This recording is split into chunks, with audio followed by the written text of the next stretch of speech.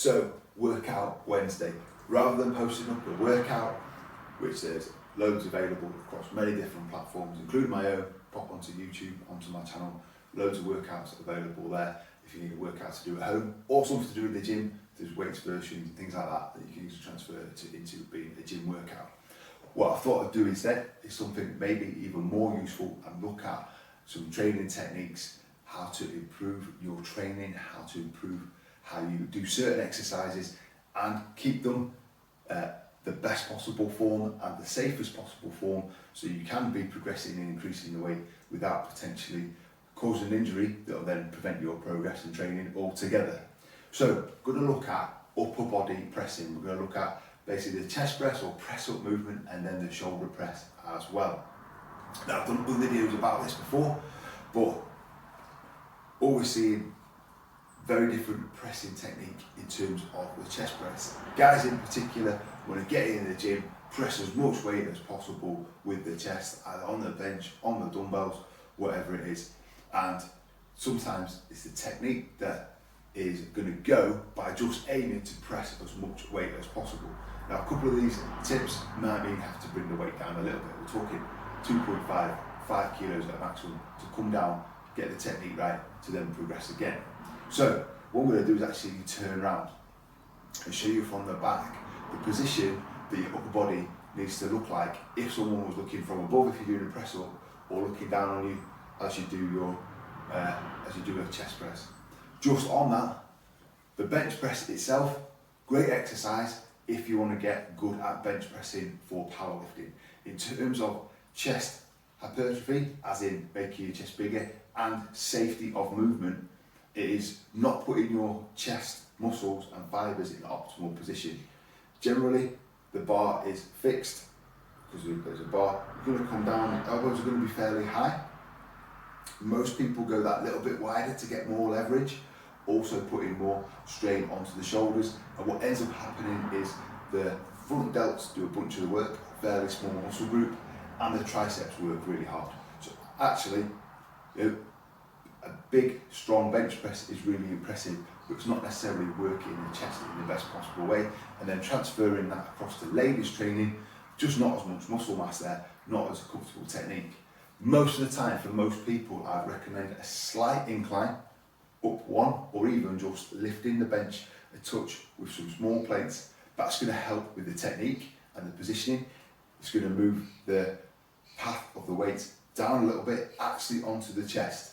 And just before we start, the chest muscle fibres don't run horizontally out, they run across and down. And there's also the pec minor fibres that do the same thing, round into the shoulder. So they're running in this sort of fashion. So we actually want to mimic that position by bringing our elbows down. So if you're doing a press up, or a kneel down for this, yeah, hands want to come down and elbows into this sort of position. That's the same with any press with free weights, Smith machine, or dumbbells. Elbows down. Now, you're not going to be able to shift as much weight, probably, but dropping those elbows, getting that good press technique is going to really help. So in a press up position, you get in position, a little bit closer here because of the dumbbells, making sure those hands are actually nicely down under the body, so the elbows go out nicely and back in. Now, one thing that often has to happen, particularly for ladies, is scaling the press ups on the knees. Now, that's not terrible in the sense of, yeah, that's a good way of then being able to do the movement. What you do see often is get onto the knees, hands going really far out in front, and then some sort of press technique like this with actually pushing back. A better way to get in position is get your hands in a position, what I would say is called like a top plank position. Make sure those hands are in the right place. So if you did do a press up, elbows would be further down the body, then just drop onto the knees in that position. Now that's probably going to reduce the number that you can do. So doing a short set of a few that you can just about manage, and then increasing the tension, the time that you can do holding that press up position, that plank position, by using top planks, as in planks on the hands, to build up that strength and conditioning in the chest is a better way than having that kind of push away technique, which is really going to focus on the front delts and the shoulders and not really be a chest exercise. The other thing is, because of the shape of the fibres and the way the chest works, often people do presses and flies. To get that benefit of the fly movement, but also while you're pressing, if you can, you want to use a press, as in a machine, or using the free weights, you can do this, that actually converges in. So it comes in across the body. So a lot of gym machines do this motion. That's really good to bring it in. To do that with the dumbbells, you're going to end up doing what we call the A press. So if we're starting at the top, the ends of the dumbbells, once we point it upwards, so that when you look at it, it looks like a capital A without the bit across the middle, without the joining line across the middle of the capital A. And we come down, elbows are out, pressing up and in. Elbows are out, pressing up and in. That is the technique you want to be hitting. I'm on the floor, because I'm in the garage, in the gym, slight incline bench, up and in. Making sure those dumbbells are finishing kind of above the bottom of the chest. Yeah, bony bit, the bottom of your sternum, that's where you want to be finishing. Up at the top there, and coming up and in. So thinking out, and then up and in. Just while we're down here, flies. Dumbbell flies are probably actually not your best option. Put a dumbbell on a cable or a machine to bring those in. Elbows slightly down the body again, and coming up and in. If you are using dumbbells, no clinking. You want to have the dumbbells above the shoulders is the closest you want to go. Reason being, in this movement, as soon as you come across the line of the body, any further in than the outside of the chest, you've actually just taken it into a position where there's going to be no or minimal tension on the chest, because to do a fly, you're going to drop the weight down.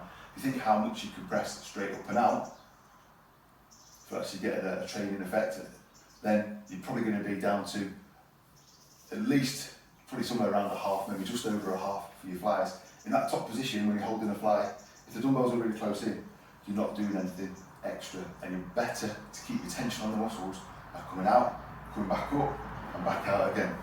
Okay, switching round to a shoulder press. Now, shoulder presses, in a similar way, different techniques in terms of what the machine you're using. A good rule of thumb is that the dumbbells do not want to come up and in if you're using the dumbbell technique. That's going to create, it might feel like you're really working shoulders, but it's actually squeezing the shoulders into a position they don't want to go in, which is coming in above the head. Now, if you're using dumbbells that are pretty heavy, they're not going to be able to come in that much at all. If you think about another good way of getting this movement right, is actually a Smith machine shoulder press. Your hands aren't going to come in at all. They're going to be the width they are at the bottom, and they're going to go straight up. That's the way to also do it with dumbbells. So we're going to press basically straight up, and because of the way shoulders work, it actually looks like we're actually pressing out ever so slightly, but we're not. We're keeping them that little bit wider. So what I call a Y position, like a typewriter, capital Y. That's going to be really helpful for the shoulders in terms of how well the muscles are working during the actual set that you're doing, and also for longevity in terms of not creating impingements and tightness in the shoulders that doesn't need to be there if you just did the straight up and down technique, which is also why I say the Smith machine is a good way of doing a good shoulder press. You're nice and stable, you're pressing straight up and down, and the hands are staying out, keeping the shoulders nice and healthy. Shoulders are probably the joint that take the most force with training, particularly for guys, because we can't get away from the fact we love a good chest day, we love a good shoulders, we love all the muscles working at the front, so we look good in the mirror, fill up the shirt nicely. So do it in a slightly smarter way to keep that longevity, to be able to keep training for years and years and years, because that's really what it's all about. Nothing really changes in 8 weeks or 12 weeks. You know, that love of training that a lot of us have, then it's going to, we want to keep going as long as possible.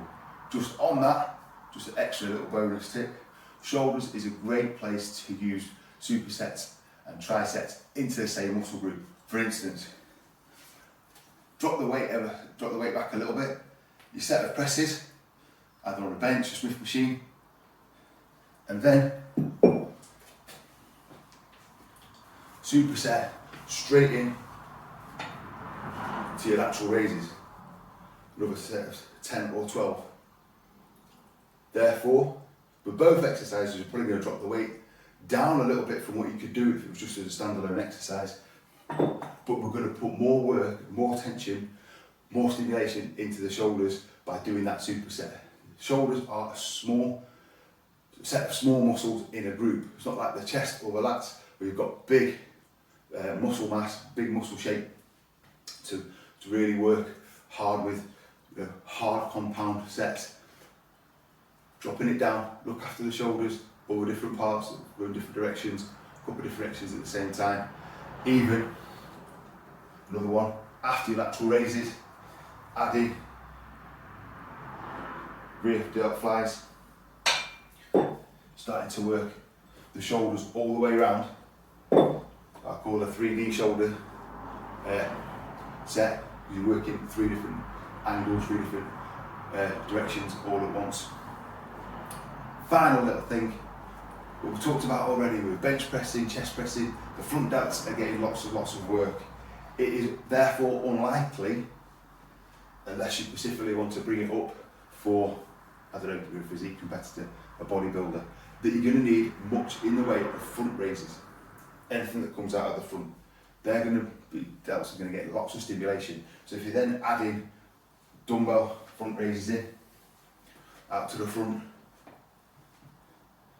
plate raises with twists, all those sorts of things, you might just be adding extra work, extra sets to such a small muscle group that doesn't really need it. That's actually going to be, you're going to be fatiguing it and be detrimental to working for the exercises where you want to actually target other muscle groups like your chest, because your front delts are really overworked and fatigued, and then potential for injury increases.